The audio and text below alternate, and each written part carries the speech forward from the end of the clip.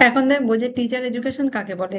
দেখো, teacher education হচ্ছে এমন ধরনের এডুকেশন বা শিক্ষা বা বা ট্রেনিং যেটা না টিচার্সদের দেওয়া হয়, যাতে কিনা টিচাররা সক্ষম হয় পারফর্ম করতে তাদের প্রফেশনাল ডিউটিস ইফেক্টিভলি, মানে খুব ভালোভাবে, যাতে দায়িত্বপূর্ণভাবে তার প্রফেশনাল ডিউটি গুলো পূরণ করতে পারে। তাই জন্য কি যে এডুকেশনটা দেওয়া হয় তাকে বলা হচ্ছে টিচার এডুকেশন। আচ্ছা, এই টিচার ট্রেনিং টাকে অনেক সময় কি করা হয় যে টিচার এডুকেশন হিসেবে বলা হয়, কিন্তু আসলে টিচার এডুকেশন এবং টিচার ট্রেনিং কিন্তু আলাদা বিষয়। যেখানে দেখো টিচার ট্রেনিং এ কি করে, এমফাসাইজ করে বেশি কি স্পেসিফিক টিচিং স্কিলস, মানে নির্দিষ্ট একটা টিচিং স্কিল বা টেকনিক কিভাবে করাতে হবে সেটা হচ্ছে ট্রেনিং এর ক্ষেত্রে কিন্তু বেশি জোর দেওয়া হয়।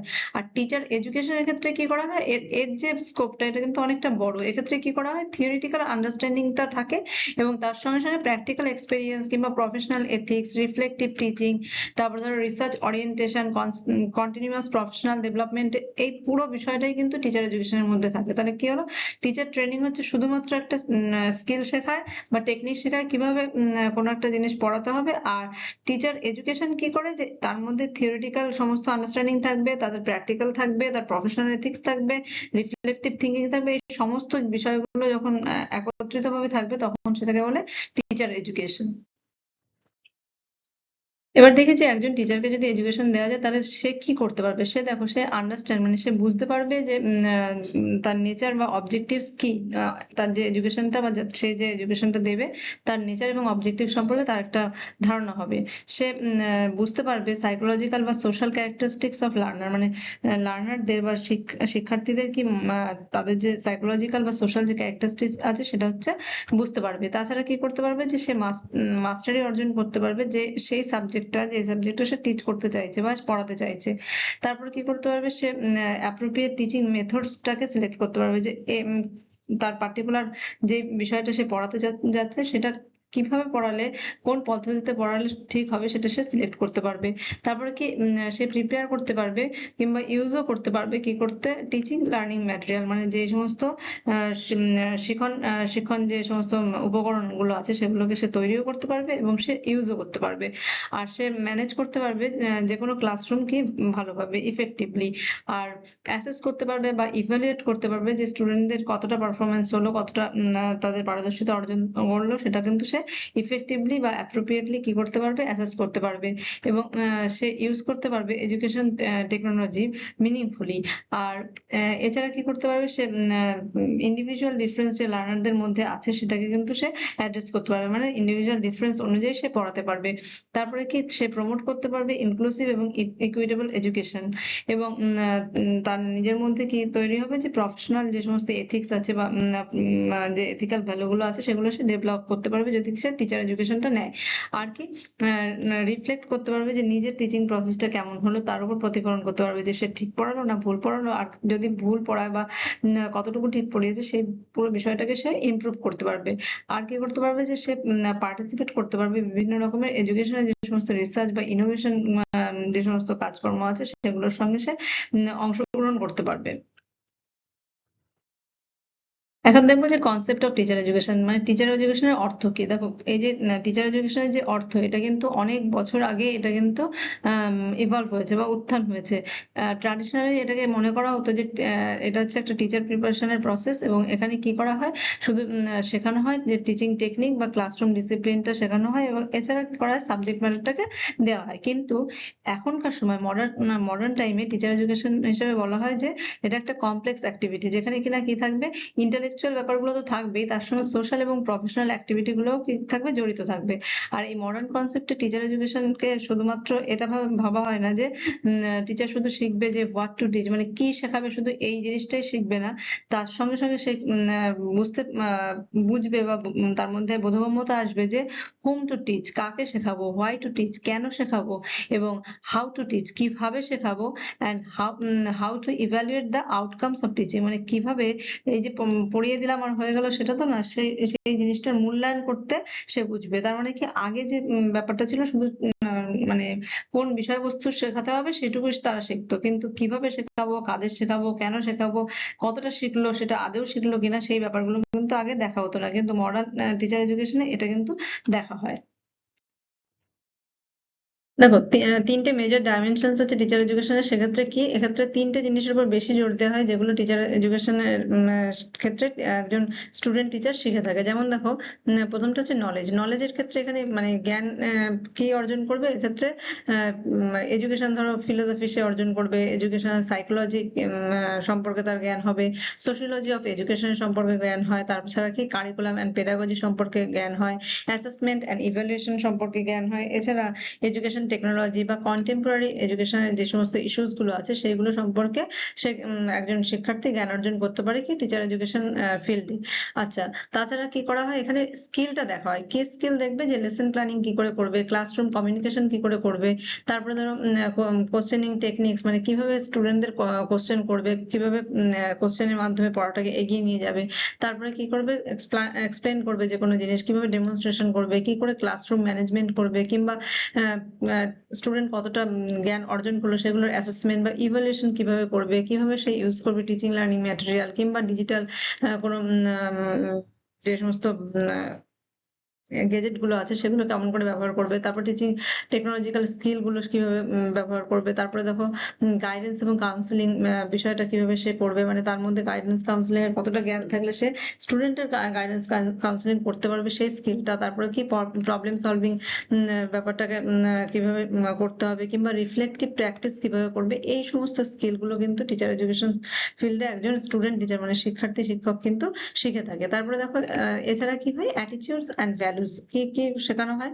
দেখো অ্যাটিটিউড বা ভ্যালুর মধ্যে কি কি তার মধ্যে আসবে একজন স্টুডেন্ট টিচারের মধ্যে, সেটা হচ্ছে রেসপেক্ট করতে পারবে প্রত্যেকটা লার্নার্স কে, মানে যাদের শেখাতে যাচ্ছে তাদের প্রতিও কিন্তু একজন টিচারের মানে দায়বদ্ধতা থাকে যে তাদের রেসপেক্ট করবে, মানে রেসপেক্ট যদি আমরা দিই তবেই কিন্তু রেসপেক্টটা পাওয়া যায়। তারপরে দেখো পেশেন্স থাকবে, মানে একজন স্টুডেন্ট টিচারের মধ্যে কি ধৈর্য শেখানো হয়, বা তার মধ্যে এমপ্যাথি। এমপ্যাথি বলতে কি, এটা কিন্তু সহানুভূতি না, এটা হচ্ছে সম অনুভূতি। মানে হচ্ছে সিম্প্যাথি মানে কারোর দুঃখ দেখে ও আহা এরকম করা, কিন্তু এমপ্যাথি মানে হচ্ছে নিজেকে ওই জায়গাটা দাঁড় করিয়ে ভাবা। এই যে বিষয়টা, সেই বিষয়টা কিন্তু একজন স্টুডেন্ট টিচারের মধ্যে আসবে টিচার এডুকেশনের মাধ্যমে। তারপরে কি দেখো, সে কমিটমেন্ট করতে পারবে মানে ইকুয়ালিটির ক্ষেত্রে, মানে প্রত্যেকটা স্টুডেন্টই যে সমান সেই বিষয়ে তার কিন্তু একটা ধারণা আসবে, বা তার মধ্যে সেই অ্যাটিটিউডটা তৈরি হবে। তারপরে দেখো ডেমোক্রেটিক অ্যাটিটিউড, মানে হচ্ছে গণতান্ত্রিক মনোভাব তার মধ্যে আসবে। এরকম না যে কোনো একটা দিককে সে সাপোর্ট করবে, এরকম না, কিন্তু এক্ষেত্রে সবাইকে সমান মর্যাদা দিতে শিখবে। তারপরে কি প্রফেশনাল রেসপন্সিবিলিটি তার মধ্যে গড়ে উঠবে। এছাড়া কি সোশ্যাল সেন্সিটিভিটি, এথিক্যাল কন্ডাক্ট তার মধ্যে আসবে। এছাড়া কি রেসপেক্ট ফর ডাইভার্সিটি, মানে প্রত্যেক স্টুডেন্ট যে একই রকম হবে বা একই কালচার থেকে আসবে এরকম না, প্রত্যেকের যে আলাদা আলাদা কালচার আছে এবং প্রত্যেক কালচারের বা প্রত্যেক স্টুডেন্টের যে ব্যক্তিগত বৈষম্য আছে তার যে একটা মূল্য আছে, সেই ব্যাপারটাকে কিন্তু একজন স্টুডেন্ট টিচার কি করতে পারবে, রেসপেক্ট করতে পারবে। এবার দেখবো যে টাইপস অফ টিচার এডুকেশন। এক্ষেত্রে কি দু ধরনের হয়, একটা হচ্ছে প্রি সার্ভিস টিচার এডুকেশন আর একটা হচ্ছে ইন সার্ভিস টিচার এডুকেশন। প্রথমে দেখি প্রি সার্ভিস টিচার এডুকেশন কি। প্রি সার্ভিস টিচার এডুকেশন হচ্ছে এটা যে যখন কিনা একজন স্টুডেন্ট কি হচ্ছে টিচার হয়নি, মানে কোনো চাকরি পায়নি, কিন্তু সে টিচার হওয়ার জন্য যে ট্রেনিংটা নিচ্ছে তাকে বলা হচ্ছে, বা এডুকেশনটা নিচ্ছে সেটা হচ্ছে টিচার এডুকেশন, মানে প্রি সার্ভিস টিচার এডুকেশন। এটা 4 প্রকারের হতে পারে। একটা হচ্ছে ডিপ্লোমা লেভেল টিচার এডুকেশন, একটা হচ্ছে ব্যাচেলার লেভেল টিচার এডুকেশন, একটা মাস্টার লেভেল টিচার এডুকেশন, একটা হচ্ছে ইন্টিগ্রেটেড টিচার এডুকেশন প্রোগ্রাম। আর দেখো ইন সার্ভিস টিচার এডুকেশন কি, যখন একজন টিচার হয়ে গেছে, হয়ে যাওয়ার পরে যে টিচার এডুকেশনের যে ট্রেনিং নিচ্ছে বা টিচার এডুকেশন সম্পর্কে পড়াশোনা করছে সেটাকে বলা হচ্ছে ইন সার্ভিস টিচার এডুকেশন। এটা বিভিন্ন ভাবে হতে পারে, যেমন দেখো ওয়ার্কশপ মাধ্যমে হতে পারে, বা সেমিনার, কনফারেন্স, রিফ্রেশার, বিভিন্ন কোর্স, কিংবা ওরিয়েন্টেশন প্রোগ্রাম। ওরিয়েন্টেশন প্রোগ্রাম মানে হচ্ছে যে জায়গায় ধরো চাকরি পেয়েছে সেই জায়গাটা সম্পর্কে তাকে ভালোভাবে বোঝানো, বা সেই জায়গার বিভিন্ন কাজগুলোকে ভালোভাবে বুঝিয়ে দেওয়া, একে বলা হচ্ছে ওরিয়েন্টেশন প্রোগ্রামস। তারপরে কি প্রফেশনাল লার্নিং কমিউনিটিস, তারপর হচ্ছে অনলাইন কোর্সেস এর মাধ্যমে, কিংবা অ্যাকশন রিসার্চ এর মাধ্যমে, বা মেন্টরিং প্রোগ্রামস এর মাধ্যমে, কিংবা training in new technologies and pedagogical approaches. এই সমস্ত ব্যাপারগুলো, মানে নতুন নতুন যে টেকনোলজি গুলো আসছে সেগুলো সম্পর্কেও যদি একজন মানে হয়ে যাওয়া টিচার, মানে যে একজন অলরেডি চাকরি পেয়ে গেছে তা সে যে ট্রেনিং গুলো নিচ্ছে তাকেই বলা হচ্ছে ইন সার্ভিস টিচার এডুকেশন। এবার দেখেছি নেচার অফ টিচার এডুকেশন, মানে টিচার এডুকেশনের প্রকৃতিটা কি, মানে হচ্ছে এ দেখো টিচার এডুকেশনটা হচ্ছে একটা কন্টিনিউয়াস প্রসেস। মানে টিচার এডুকেশন এমন না যে আমি চাকরি পাওয়ার আগে একটা ট্রেনিং নিয়ে নিয়েছি, আমার আর কোনো চাকরি পাওয়ার পরে আর কোনো দরকার নেই, সেরকম ব্যাপার কিন্তু না। যতদিন ধরে তার এই টিচিং মানে কেরিয়ারটা থাকবে ততদিন সে কি করতে থাকবে, সে সবসময় এই এডুকেশন নিতেই থাকবে, যেটা আমরা দেখলাম যে ইন সার্ভিস টিচার এডুকেশনের ক্ষেত্রে যেটা দেখলাম। তারপরে কি বোথ থিওরিটিক্যাল অ্যান্ড প্র্যাকটিক্যাল, মানে শুধুমাত্র বই পড়বে আর সেই তথ্য তার মাথার মধ্যে রাখবে, সেটাই কিন্তু টিচার এডুকেশন নয়। টিচার এডুকেশন হচ্ছে সেই মাথায় রাখা যে সমস্ত বিষয়গুলো, সেটা কিভাবে প্র্যাকটিক্যাল ভাবে ইউজ করা যায়, মানে বাস্তব ক্ষেত্রে কিভাবে করা যায়, সেটাও কিন্তু টিচার এডুকেশনের অন্তর্ভুক্ত। তারপরে দেখো প্রফেশনাল ইন ক্যারেক্টার, মানে হচ্ছে পেশাগত যে ক্যারেক্টার, মানে কোনো একটা প্রত্যেকটা প্রফেশনালি কি থাকে, এক একটা তার কিছু বৈশিষ্ট্য থাকে যে এই পার্টিকুলার পেশার এরকম রকম বৈশিষ্ট্যগুলো থাকতে হবে। ঠিক একই রকম ভাবে টিচার এডুকেশনের ক্ষেত্রেও কিন্তু নির্দিষ্ট ক্যারেক্টার থাকে বা বৈশিষ্ট্য থাকে, সেই ব্যাপারটা কিন্তু ডেভেলপ করাও কিন্তু টিচার এডুকেশনের একটা নেচারের মধ্যে পড়ছে। তারপর হচ্ছে দেখো লার্নার সেন্টার টিচার এডুকেশন, কিন্তু এরকম না যে টিচার যা বলবে তাই শিখবে স্টুডেন্টরা, এরকম না। স্টুডেন্ট টিচারদের কি শিখতে চাইছে বা তাদের মানসিক অবস্থা কিরকম, সেই হিসাবেই কিন্তু পড়ানো হয়, মানে লার্নারকে এখানে বেশি গুরুত্ব দেওয়া হচ্ছে। তারপর কি ডাইনামিক, এক্ষেত্রে কিন্তু টিচার এডুকেশনে যে সমস্ত জিনিস পড়ানো হবে বা যে প্র্যাকটিক্যাল নলেজটা দেওয়া হবে, সেটা কিন্তু পুরো বস্তা পচা জিনিস নয় যে অনেকদিন আগে একটা হয়ে গেছে, সেই পার্টিকুলার একটা পাঠ্যক্রম আছে সেটা নিয়েই পড়াশোনা করানো হবে, সেরকম না। যুগের পরিবর্তনের সঙ্গে সঙ্গে কিন্তু এর পাঠ্যক্রমের পরিবর্তন কিংবা এর যে প্র্যাকটিক্যাল নলেজটা দেওয়ার ব্যাপারেও কিন্তু পরিবর্তন রয়েছে। তাই জন্য এটাকে বলা হচ্ছে যে এটা একটা ডাইনামিক প্রসেস। তারপরে দেখো মাল্টি ডিসিপ্লিনারি প্রসেস, মানে অ্যাপ্রোচ। কেন কি শুধুমাত্র টিচার এডুকেশনের কিছু পার্টিকুলার, ধরো টিচার এডুকেশনের জন্য শুধু এডুকেশন পড়ালো বা যেই সাবজেক্টটা সে টিচার হবে সেই সাবজেক্টে পড়ালো, এরকম নয়। এক্ষেত্রে কিন্তু কি করে অনুবন্ধের মাধ্যমে পড়ানো হয়, যে একটা সাবজেক্টের সঙ্গে অন্য সাবজেক্টের যে মেল বন্ধনের মাধ্যমে কিন্তু পড়ানো হয়। তারপরে কি রিফ্লেক্টিভ টিচার এডুকেশন কিন্তু সব থেকে মানে ভাইটাল যদি কোনো একটা বৈশিষ্ট্য হয়, সেটা হচ্ছে কিন্তু রিফ্লেক্টিভ। রিফ্লেক্টিভ মানে টিচার যে জিনিসটা পড়াচ্ছে সেই জিনিসটা নিজে থেকেই আবার প্রতিফলন করবে, যে ঠিক পড়ালাম কি ভুল পড়ালাম, কতটা ঠিক পড়ালাম, এই যে ব্যাপারগুলো যে নিজেকে নিজে দেখা, সেই ব্যাপারটা কিন্তু এই টিচার এডুকেশনের একটা নেচারের মধ্যে।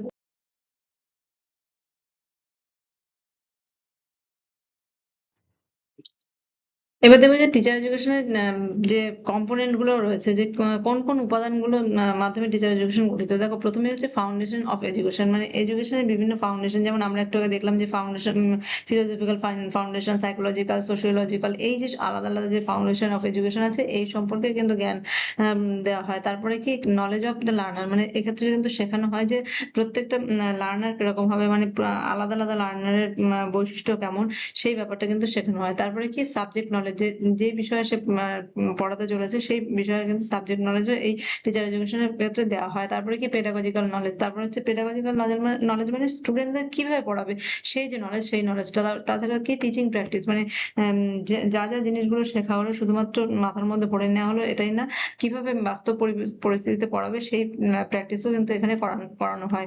তারপরে কি অ্যাসেসমেন্ট এবং ইভ্যালুয়েশনটা শেখানো হয়, যে যেটা সে পড়ালো, মানে স্টুডেন্ট টিচার যেটা বাস্তব পরিস্থিতিতে পড়ালো, সেটা সে নিজে কতটা ঠিকঠাক করেছে, সেটা যেমন নিজে সেলফ অ্যাসেসমেন্ট করছে, একই সঙ্গে সঙ্গে স্টুডেন্টদের কিভাবে অ্যাসেসমেন্ট, মানে স্টুডেন্টরা কতটা শিখলো সেটাও কিন্তু অ্যাসেসমেন্ট করে। তারপর কি এডুকেশন টেকনোলজি সম্পর্কে এক্ষেত্রে কিন্তু পড়ানো হয়। তারপরে কি গাইডেন্স কাউন্সিলিং সম্পর্কেও এক্ষেত্রে কিন্তু থাকে। আর এছাড়া কি থাকে রিসার্চ এবং রিফ্লেক্টিভ প্র্যাকটিস, যেটা একটু আগে বললাম যে রিফ্লেক্ট করবে নিজের জিনিস, যেটা পড়ালো সেটা নিজে কতটা পারলো সেই জিনিসটা কিন্তু রিফ্লেক্ট করাটাও কিন্তু টিচার এডুকেশনের কম্পোনেন্টের মধ্যে পড়ছে। এবার দেখি যে টিচার এডুকেশনের ইম্পর্টেন্সটা কি, মানে গুরুত্বটা কি, কেন টিচার এডুকেশন করতে হবে। তার প্রধান কারণ দেখো, এটা ইমপ্রুভ করে কি কোয়ালিটি অফ টিচিং, মানে পড়ানোর যে বিষয়টা, যে গুণটা, সেটাকে বৃদ্ধি করতে সাহায্য করে। তারপরে কি ইমপ্রুভ করে স্টুডেন্টের লার্নিং, যদি টিচিংটা ভালো হয় তাহলে কিন্তু স্টুডেন্টদের লার্নিংটাও ভালো হবে। তারপরে দেখো প্রফেশনাল ডেভেলপমেন্টটা হচ্ছে বা প্রফেশনাল আইডেন্টিটিটা ডেভেলপ করতে সাহায্য করছে।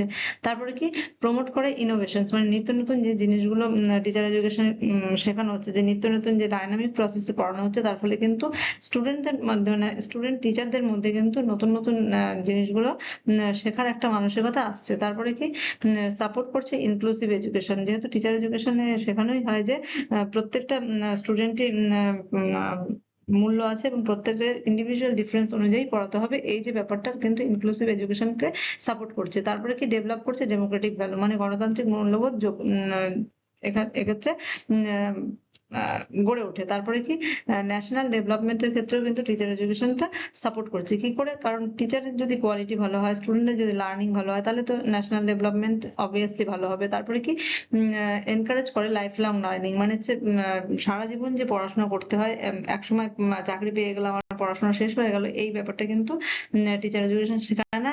যেহেতু এটা আমরা দেখেছি যে ইন সার্ভিস এডুকেশনের, মানে ইন সার্ভিস যে টিচার এডুকেশন, এর মাধ্যমে কিন্তু কন্টিনিউয়াসলি সারা জীবন ধরে পড়ার বিষয়টা থেকে যাচ্ছে। এবার দেখেছি টিচার এডুকেশনের ক্ষেত্রে যে সমস্ত চ্যালেঞ্জ গুলো হচ্ছে, মানে যে সমস্ত সমস্যাগুলো হচ্ছে, সেটা দেখো gap between theory and practice. মানে টিচার এডুকেশনের ক্ষেত্রে যে থিওরি বা থিওরিটিক্যাল নলেজটা যেটা দেওয়া হচ্ছে, প্র্যাকটিস বা বাস্তব ক্ষেত্রে কিন্তু সেটাকে কাজে লাগাতে পারছে না। তার ফলে কি দুটোর মধ্যে অনেকটা ডিফারেন্স থেকে যাচ্ছে। তারপরে কি র্যাপিড টেকনোলজিক্যাল চেঞ্জ, মানে আজকে একটা টেকনোলজি শিখলো, কিছুদিন পরেই আবার নতুন নতুন টেকনোলজি আসছে। এর ফলে কি টিচারদের কিন্তু মানে সময়ের তালে তালে কিন্তু শিখে ওঠা সম্ভব হচ্ছে না সবটা। তারপরে দেখো ডাইভার্স ক্লাসরুম, ক্লাসরুমের মধ্যে বিভিন্ন ধরনের স্টুডেন্ট যখন একসঙ্গে থাকছে, যেটাকে না ইনক্লুসিভ ক্লাসরুমের কথা বলা হচ্ছে, কিন্তু সেক্ষেত্রে প্রপার ইনফ্রাস্ট্রাকচারের অভাবে কিংবা প্রপার ট্রেনিং এর অভাবে কিন্তু সেটা কার্যকরী হচ্ছে না। তারপরে দেখো need for continuous professional development, মানে এক্ষেত্রে কিন্তু কন্টিনিউয়াস প্রফেশনাল ডেভেলপমেন্টের কথা বলা হলেও সমস্ত জায়গায় কিন্তু সেই ব্যাপারটা রাখা সম্ভব হচ্ছে না। কারণ টিচার এডুকেশনে যে সমস্ত টিচার এডুকেটররা থাকে, তাদের কিন্তু নিজেদেরই মানে ট্রেনিং এর ঘাটতি রয়েছে। তারপরে দেখো কোয়ালিটি অফ টিচার এডুকেটর, যেটা একটু আগে বললাম যে টিচার এডুকেটরের নিজস্ব কোয়ালিটি সমস্যা হচ্ছে, যার ফলে কিন্তু টিচার এডুকেশন ইনস্টিটিউশন গুলো ঠিকঠাক টিচার প্রডিউস করতে পারছে না। তারপরে দেখো অ্যাসেসমেন্ট প্র্যাকটিস, মানে অ্যাসেসমেন্ট কিভাবে করবে, সেলফ অ্যাসেসমেন্ট হোক বা স্টুডেন্টের অ্যাসেসমেন্ট কিভাবে করবে, সেক্ষেত্রেও কিন্তু অনেকটা ফারাক থেকে যাচ্ছে। তারপরে দেখো চেঞ্জিং সোশ্যাল এক্সপেকটেশন, মানে সোশ্যাল এক্সপেকটেশন কিন্তু প্রতিনিয়তই চেঞ্জ হচ্ছে, যেহেতু টেকনোলজি এত অ্যাডভান্সমেন্ট হচ্ছে, যার ফলে যে সোশ্যাল এক্সপেকটেশন অনুযায়ী কিন্তু টিচার এডুকেশন ইনস্টিটিউশন গুলো এগোতে পারছে না। এবার দেখে নিচ্ছি কিভাবে এই টিচার এডুকেশনে যে সমস্যাগুলো ছিল, সেগুলোকে কিভাবে ইমপ্রুভ করা যেতে পারে, মানে সমস্যাগুলো থেকে কিভাবে উতরানো যেতে পারে। সেটা হচ্ছে দেখো স্ট্রেংথেনিং প্র্যাকটিক্যাল এক্সপেরিমেন্টস, মানে হচ্ছে একটু আগে যেটা বললাম যে থিওরিটিক্যাল শুধু নলেজ, মানে নলেজ হচ্ছে, সেটা কিন্তু প্র্যাকটিক্যাল ভালো হচ্ছে না। সেক্ষেত্রে তাহলে কি করতে হবে, যে প্র্যাকটিক্যাল এক্সপিরিয়েন্সটাকে আরো বেশি শক্তিশালী করতে হবে। তারপরে কি করতে হবে, কানেক্ট করতে হবে যে থিওরির সঙ্গে প্র্যাকটিসটা, যেটা একটু আগে বললাম। তারপরে কি প্রমোটিং রিফ্লেক্টিভ প্র্যাকটিস, মানে টিচার যেটা পড়াচ্ছে বা টিচার এডুকেটর যেটা পড়াচ্ছে, সেটা কিন্তু রিফ্লেক্ট করতে হবে যে আমি কি পড়ালাম, ঠিক পড়ালাম কিনা, স্টুডেন্টরা ঠিক করে বুঝলো কিনা, সেই জিনিসটা কিন্তু সব থেকে বেশি দরকার।